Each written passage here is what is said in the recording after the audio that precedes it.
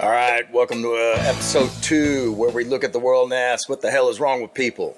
Today we're diving into what might be the most creative, and by creative I mean absolutely absurd, insurance fraud scheme I think I've ever heard of. So here's the story.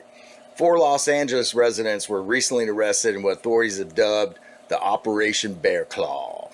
And no, this doesn't involve pastries or actual bears. These geniuses claim that bears damaged their luxurious vehicles, including a Rolls-Royce Ghost and 2 Mercedes, while parked at Lake Arrowhead. But here's the kicker. When they submitted video evidence to their insurance companies, it wasn't actually a bear causing the damage. It was a person in a bear costume. I swear I'm not making this up.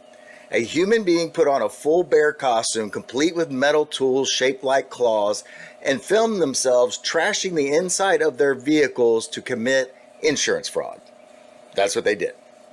And when I first read this story, I thought, man, it has to be from Onion or, some kind of satire group or something. But nope, this actually happened.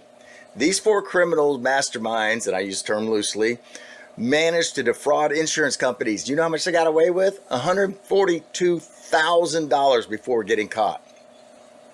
I'm sitting here, and as I'm reading this, I'm trying to picture, what did the planning meeting look like? Dude, hold my beer, man. Guys, I got this brilliant idea. Instead of just staging a normal car break-in, let's dress up as a bear. Insurance companies will never suspect a thing. Did nobody in this group of 4 adults raise their hand and say, guys, maybe the bear costume is a bit much? Not one person thought, you know what? This might go down as the stupidest crime in history. And you know what's even better? The California Department of Insurance actually brought in a wildlife biologist to confirm that it wasn't a real bear in the videos. Can you imagine being the biologist? You spend years studying wildlife, getting advanced degrees, traveling all these exotic, wild, remote locations, and then one day the state calls you in to review footage, and you have to officially declare, this is clearly a man in a bear suit. That's insane. But here's what really fascinates me about the story. It's more than just a ridiculous crime. It's about the elaborate stories we tell ourselves and others, right? These people just didn't want to commit fraud. They wanted to create an entire narrative around it. A bear attack, complete with costume and props. I mean, we're so desperate to believe in stories that we'll go absolutely insane lengths to create them, even when those stories might land us in prison. And the weirder part is, for a while, it actually worked. Multiple insurance companies paid out these claims before someone got suspicious. Think about it. We're all walking around with a camera in our pockets all day, documenting everything, posting our lives online. You think it would make us more honest, knowing we could be recorded at any time. But instead, we're just getting more creative with our deceptions. Hey, let me put on this bear costume and film myself committing a crime. Yeah, that's a great plan. I mean, what could go wrong? And the really wild part is they didn't just do it once. They filed 3 separate claims with 3 different insurance companies, get this, using the same costume and the same videos. That's not fraud. That's criminally stupidity, right? The authorities executed a search warrant and actually found the bear costume in one of their homes. Can you imagine being the cop who has to log that in evidence? 1 bear costume. Check. Brown fur. Yep. Check. Metal claw with attachments. Yep. Check. Used in commission of insurance fraud. Can you imagine what an evidence locker, man, if those walls could speak, everything it's seen?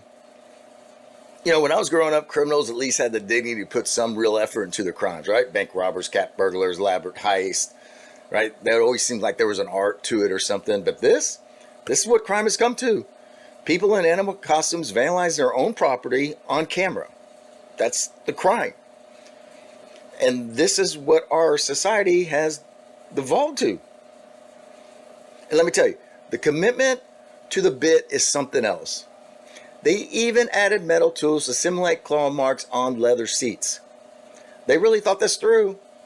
which makes it even more baffling that they thought they'd get away with it. So here's my question for today. What is the most ridiculous lie you ever told or have been told?